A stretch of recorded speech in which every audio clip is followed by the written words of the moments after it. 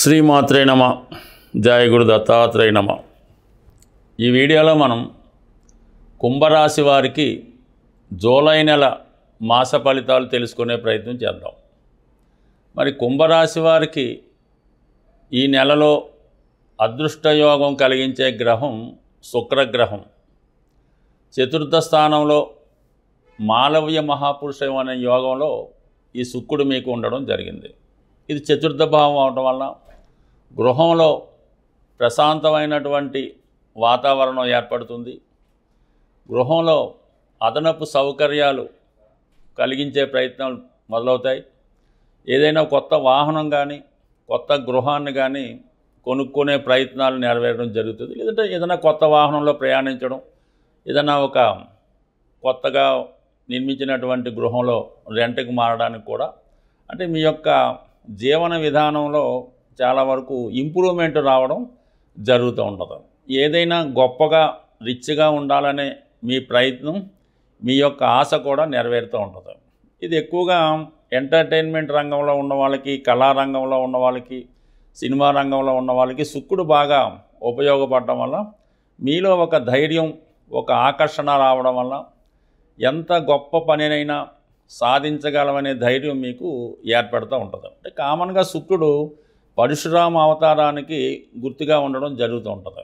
ఎలాగైతే పరశురాముడు తన ప్రతాపంతో మొత్తం ప్రపంచాన్నంతా జయించడం జరుగుతుందో, ఆ విధంగానే శుక్రుడు ఈ మాలవ్య మహాపురుష యోగం ఏర్పడినప్పుడు ఏదన్నా సాధించాలి, ఏదన్నా సంపాదించాలి అనే మీ ఆశయం కంపల్సరిగా నెరవేరుతుంది. ఇది జాగ్రత్తగా ఉపయోగించుకుంటే సుమారుగా ఈ నెలంతా కూడా మీకు విజయ అవకాశాలు రావడం జరుగుతుంది. మీ జీవన విధానం, మీ లైఫ్ స్టైలు అన్నిట్లో కూడా కొద్దిగా బెటర్మెంట్ కనబడడం జరుగుతూ ఉంటుంది.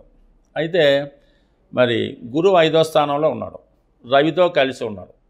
అటు సప్తమాధిపతి పంచమంలో గురువుతో కలిసి ఉండడం వల్ల వివాహ సంబంధించిన విషయాల్లో ఎవరైతే ప్రేమ వివాహం కొరకు ప్రయత్నం చేస్తున్నారో అది కొంతకాలం పాటు వాయిదా పడటమే మంచిది.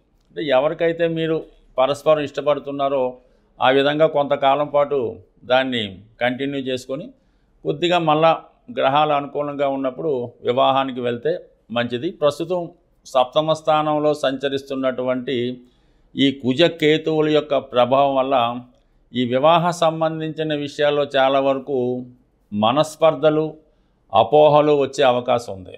ఇతరులు ఏదో విధంగా మీ యొక్క జీవితాల్లో ప్రవేశించాలనే ప్రయత్నంతో భార్యాభర్తల మధ్య ఉన్నటువంటి అన్యోన్యమైనటువంటి దాంపత్యానికి విఘాతం కలిగించే అవకాశం ఉన్నది. అవతల వాళ్ళు రెచ్చగొట్టడం వల్ల అయితేనే, ఎప్పుడో జరిగిపోయిన ఇప్పుడు రావడం వల్ల అయితేనే, ఒక డౌట్ఫుల్ నేచర్ వల్ల అయితేనే కొన్ని ఇబ్బందులు రావచ్చు. కాబట్టి సాధారణంగా కొంతకాలం పాటు, అంటే ఇంచుమించుగా ఈ జూలై నెలాఖరు వరకు కూడా ఈ సప్తమ స్థానంలో ఈ కుజకేతువులు అటు వివాహ విషయంలోనూ, అటు వ్యాపార సంబంధించిన విషయాల్లోనూ, పార్ట్నర్ విషయంలో కూడా చాలా విభేదాలు వచ్చే అవకాశం ఉంది. కాబట్టి ఈ నెలంతా కూడా ఆ విషయాన్ని కొంతవరకు పక్కన పెట్టి దానికోసం మరీ ఎక్కువ చేసుకోకుండా దాన్ని సావకాశంగా సర్దుబాటు ధోరణిలోనే వెళ్ళడం మంచిది.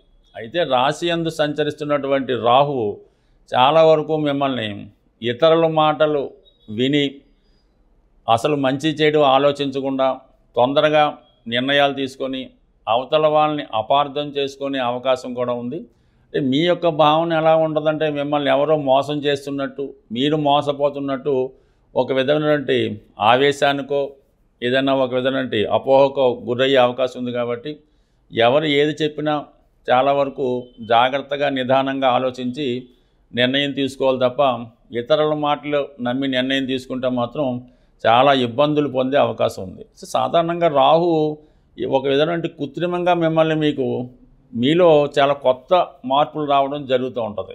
అసలు గతంలో ఉన్నటువంటి మీ యాటిట్యూడ్కి, మీ వ్యవహారాలకి, ప్రస్తుతం జరుగుతున్నటువంటి విషయాలకి చాలా మార్పు రావడం జరుగుతూ ఉంటుంది. అది ఈ వేషధారణలో కనబడుతూ ఉంటుంది, మీ అలవాట్లో కూడా కనబడుతూ ఉంటుంది. అంటే గురువు కూడా అక్కడ చూస్తున్నప్పటికీ కూడా ఎప్పుడు రాహు డామినేట్ చేయడం జరుగుతుంటుంది. కాబట్టి కొత్త కొత్త ఆలోచనలు, కొత్త కొత్త ఫ్రెండ్షిప్లు, కొత్త కొత్త విషయాల మీద ఆసక్తి, కృత్రిమంగా మిమ్మల్ని మీరు గొప్పగా ఊహించుకోవడం, ఇవన్నీ కొంతవరకు ఇబ్బంది పెట్టే సూచనలు ఉన్నాయి. కాబట్టి ఏదైనా రాహు ఇంకా కొంతకాలం పాటు ఈ రాశి అందే సంచారం చేస్తున్నప్పటికీ కూడా ఇంచుమించుగా మనకి జూలై 26, 28 తారీఖుల వరకు సప్తమలో ఉన్నటువంటి కుజుడు అక్కడి నుంచి వెళ్ళిపోయేంత వరకు కూడా చాలా వరకు మీరు జాగ్రత్తగా వ్యవహరించవలసి ఉంటుంది. లేని పక్షంలో చాలా ఆత్మీయుల్ని, దగ్గర మిత్రుల్ని, మీకు కావలసిన వ్యక్తుల్ని దూరం చేసుకునే అవకాశం ఉంటుంది. కాబట్టి ఏదైనా నిదానంగా వ్యవహరించడం మంచిది. ఈ సమయంలో మీరు కంపల్సరిగా గురుగ్రహ అనుగ్రహం, ఎందుకంటే పంచమంలో ఉన్నటువంటి గురువు 11ని చూస్తుంటాడు కాబట్టి వీలైతే ప్రతి గురువారం రోజు ఏదైనా శివాలయాన్ని దర్శించడం, దక్షిణామూర్తి ఆరాధన, సుబ్రహ్మణ్య స్వామి ఆరాధన, గురువారం రోజు ఏదైనా గోశాలను దర్శించి గోవుకి తగు విధంగా సేవ చేసి నానబెట్టిన శనగలు గోవుకి ఆహారంగా ఇవ్వడం వల్ల ఇప్పుడున్నటువంటి చికాకుల నుంచి బయటపడే అవకాశం ఉంటుంది.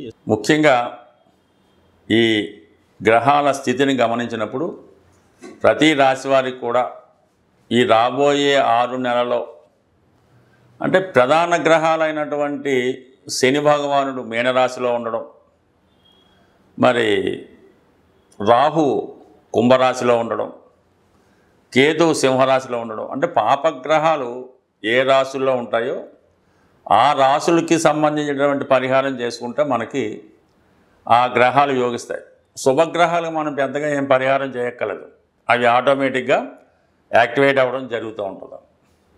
శుభగ్రహాలు ఇచ్చే ఫలితాన్ని పాపగ్రహాలు అడ్డుకుంటాయి కాబట్టి మనం ఈ పాపగ్రహాలకి పరిహారం చేయవలసి ఉంటుంది. అదే ముఖ్యంగా ఎక్కువగా ఈ శని, గురువు ఈ 2 గ్రహాలు ప్రధానంగా ఈ రాబోయే 6 నెలల్లో ప్రతి ఒక్కళ్ళ జాతకం మీద ప్రభావం చూపుతుంది. ఎందుకంటే వక్రించిన గ్రహం తన బలాన్ని విశేషంగా పెంచుకుంటుంటుంది అన్నమాట. ఆ కారణం వల్ల సహజ భాగ్య రాజ్యాధిపతులైనటువంటి ఈ 2 గ్రహాలు అంటే మనకి ఒక లక్ష్మీనారాయణ యోగం ఏర్పడినట్టు ఈ 2 గ్రహాలు మనకి ప్రభావం చూపుతూ ఉంటాయి. ఈ సమయంలో మీరేం చేయాలంటే కళ్యాణం చేయించవలసి ఉంటుంది. అంటే ఎవరికి చేయించాలి? వెంకటేశ్వర స్వామి కళ్యాణం చేయించడం వల్ల కంప్లీట్గా మీకు శుభం జరిగే అవకాశం ఉంది.